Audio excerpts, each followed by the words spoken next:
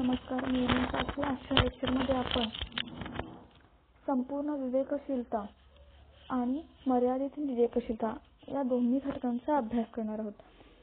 जेव्हा व्यवस्थापक वर्ग हा निर्णय घेताना वस्तुनिष्ठपणा व बौद्धिक प्रक्रिया अवलंब करून निर्णय घेत असतो, तेव्हा तो संपूर्ण विवेकशीलतेचा आपला निर्णय असतो. ठीक आहे. दुसऱ्या भाषेत जर बोलायचं झालं तर संपूर्ण विवेकशीलता म्हणजे जी वस्तुनिष्ठ विचार करून बुद्धिमत्तेच्या आधारे निर्णय प्रक्रिया केली जाते, त्याला काय केलं जातं? संपूर्ण विवेकशीलता असं म्हटलं जातं. निर्णय प्रक्रियेत संपूर्ण विवेकशीलता ही महत्तम साध्य आणि इष्टतम साध्य ज्याला आपण मॅक्झिमायझेशन आणि ऑप्टिमायझेशन असं म्हणतो, या दोन संकल्पनांशी निगडीत अशी संपूर्ण विवेकशीलता आहे. पुढचा मुद्दा झाला तर म्हणजे काय की आर्थिक मानव आणि प्रतिमान, ज्याला आपण इकॉनॉमिक मॅन मॉडेल असं म्हणतो, आणि प्रशासकीय मानव प्रतिमान असं म्हणतो, ज्याला ऍडमिनिस्ट्रेशन मॅन मॉडेल. हे दोन प्रतिमाने हे संपूर्ण विवेकशीलतेशी निगडीत आहेत. दुसरा जो घटक आहे तो त्याचे तुम्ही थोडक्यात एक्सप्लेनेशन देतो की नेमका तुम्ही म्हणाल की मॅडम आर्थिक मानव प्रतिमान म्हणजे काय किंवा प्रशासकीय मानव प्रतिमान म्हणजे काय. तर आर्थिक मानव प्रतिमान या प्रतिमानानुसार म्हणजे व्यवस्थापक समस्येच्या सोडवणुकीसाठी उपलब्ध सर्व पर्यायांचा आधीच विचार करून महत्तम आउटपुट साध्य करणाऱ्या पर्यायाची निवड करतो. या प्रतिमानाचा निर्णय हा अधिक विवेकशील मानला जातो आणि व्यवस्थापक निवडलेल्या पर्यायाचा म्हणजे निर्णयाची परिणामकारक जी योग्य प्रकारे अंमलबजावणी होते किंवा होऊ पाहतो आपण. म्हणजे अयशस्वी ठरला तरच पुन्हा विचार करून दुसरा नवा पर्याय निवडला जातो. कशामध्ये? तर आर्थिक मानव प्रतिमानामध्ये. पुढचा जो मुद्दा आहे की प्रशासकीय मानव प्रतिमान. या प्रतिमानानुसार व्यवस्थापक समस्येच्या सोडवणुकीसाठी वेगवेगळ्या पर्यायांचा विचार करून एका पर्यायाची निवड करतो. म्हणजे अगदी सिंपल असं आहे प्रशासकीय मानव प्रतिमान. आणि त्या पर्यायाद्वारे म्हणजे जास्तीत जास्त आपल्याला आउटपुट कसं साध्य करता येईल हे पाहत असतो. आणि व्यवस्थापक निवडलेल्या पर्यायाच्या अंमलबजावणीद्वारे जर अपेक्षित असलेले आउटपुट मॅक्झिमम आउटपुट आपल्याला साध्य झालं, त्याच वेळी तो दुसऱ्या पर्यायांचा शोध घेणं प्रयत्नही सुरू ठेवतो. पहिल्या पर्यायाद्वारे मॅक्झिमम जर आउटपुट साध्य झालं नाही तर दुसऱ्या पर्याय अवलंबण्याचा तो काय करतो? प्रयत्न करतो. एका वरती तो थांबत नाहीये. हे झालं प्रशासकीय मानव प्रतिमान. आता बाउंडेड रॅशनॅलिटी म्हणजेच काय की ज्याला आपण मर्यादित विवेकशीलता असं म्हणतो, की काही वेळा व्यवस्थापक निर्णय घेताना संपूर्ण विवेकशीलतेचा अवलंब करण्याऐवजी काय करतात? मर्यादित विवेकशीलतेचा अवलंब करतात. आपल्या एक्सपिरियन्सद्वारे करत असतात, तो भाग वेगळा आहे. पण जेव्हा व्यवस्थापक निर्णय घेताना आपल्या अंतर्मनाचा आणि मूल्यपद्धतीचा किंवा अन्य घटकांचा विचार करून निर्णय घेतो, त्याला मर्यादित विवेकशीलतेचा निर्णय असं म्हणतो आपण. दुसऱ्या भाषेत जर बोलायचं झालं की विवेकशीलतेवर परिस्थितीचा आणि व्यक्तिगत घटकांच्या मर्यादा पडतात, म्हणूनच त्याला मर्यादित विवेकशीलता असं म्हटलं जातं. आणि विवेकशीलतेवरती मर्यादा निर्माण करणारे काही महत्त्वाचे आपले घटक असतात. ठीक आहे. मग ते घटक कोणते आहेत? तर निर्णय घेणे ही आवश्यक ती माहिती अथवा आकडेवारी अपूर्ण स्वरूपात असतो. ठीक आहे. दुसरा मुद्दा जो आहे तो भविष्यातील परिस्थितीचा अंदाज वस्तुनिष्ठ अथवा परिपूर्ण नसतो, अंदाज मारत असतो आपण. तिसरी जर गोष्ट पाहिली तर निर्णय प्रक्रियेमध्ये काही दोष जर निर्माण झालेला असेल तर मग आपल्याला ही विवेकशीलतेचा कुठेतरी बाउंडेड रॅशनॅलिटी आपण त्याला म्हणू शकतो. दुसरा जो मुद्दा आहे की निर्णयकर्त्याची विचारधारा, त्याची भावना, त्याचा दृष्टिकोन इत्यादी घटकांचा प्रभाव त्याच्यावरती पडत असतो. निर्णयकर्त्याच्या व्यवस्थापकाच्या मूल्यपद्धतीचा प्रभाव पडत असतो. पुढचा जर विचार केला की परिस्थितीचे बिनचूक आणि परिपूर्ण आकलन होत असतं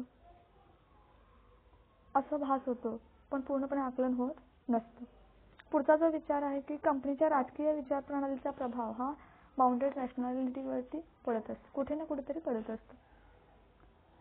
संघटनेतील सत्ताकारण अथवा सत्ता संघर्षाचा प्रभाव देखील आपल्या रॅशनॅलिटीवरती पडतो. त्याच पद्धतीनं वेळेची मर्यादा असणं किंवा निर्णयकर्त्याच्या बौद्धिक क्षमतेची काहीतरी मर्यादा असणं की ज्याच्यामुळे रॅशनल बाउंडेड ज्याला आपण म्हणतो ते तिथे क्रिएट होतं.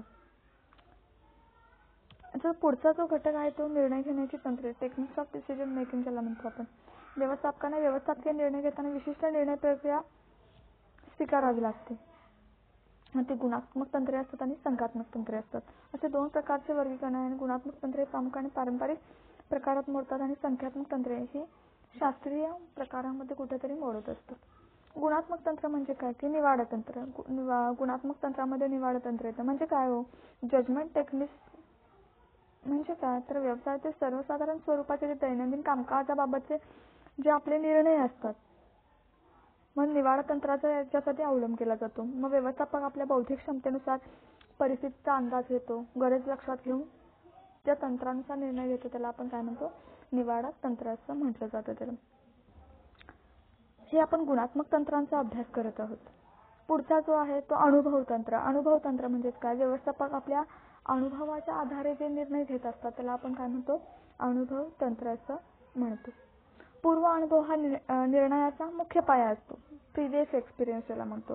प्रेझेंट एक्सपिरियन्स विचारात घेऊन पूर्वानुभवाच्या आधारे काय केले जातात, निर्णय घेतले जातात आणि हे निर्णय आपल्यासाठी काय असतात, फ्रुटफुल ज्याला आपण म्हणतो लाभदायक असू शकतात आपल्यासाठी. आणि अनेक व्यवस्थापक या तंत्राचा मोस्टली वापर करत असतात. पुढचा जो घटक आहे अंतर्मन तंत्र निर्णय. या तंत्रामध्ये काय करतं की व्यवस्थापक आपल्या आंतरिक विचारांचा भावनांचा विचार करून निर्णय घेतो. त्याला अंतर्मन तंत्र असं म्हणतो. या निर्णय तंत्रावर व्यवस्थापकाची काय असते, मूल्य पद्धती, त्याची विचारधारा, त्याचा दृष्टिकोन, त्याची आकलन करण्याची क्षमता, या सगळ्या घटकांचा प्रभाव हा व्यवस्थापकाच्या या अंतर्मन तंत्रामध्ये होत असतो. या तंत्राचे निर्णय काय होतात, भावनिक ठरण्याची खूप शक्यता असते. ठीक आहे. पुढचा जो मुद्दा आहे तो आर्थिक तंत्र.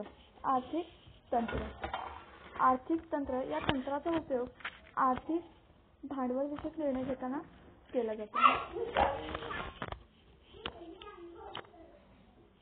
मग याच्यामध्ये नफ्याचा दर असतो, गुंतवणुकीवरील व्याज असेल किंवा नफ्याची फेरगुंतवणूक असेल, या सगळ्या गोष्टींचा अभ्यास या आर्थिक तंत्रामध्ये केला जातो.